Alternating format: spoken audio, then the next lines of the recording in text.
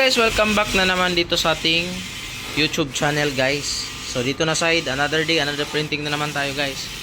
So mayroon tayong bagong machine ngayon, guys, dito sa ating printing services.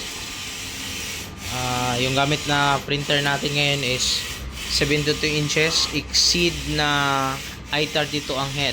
Yan yung gamit natin ngayon, guys, para mas mabilis na yung quality ng ating printing.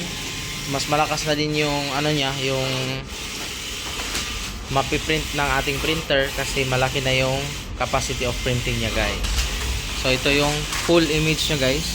Ito pala ay exceed na printer, i32 ang head, kaya mas matingkad yung kulay ng ating output.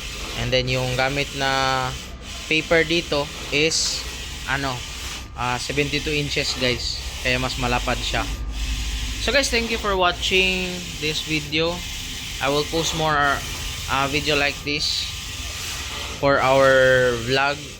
Thank you very much for watching. This is Lad Support, guys. Bye, guys.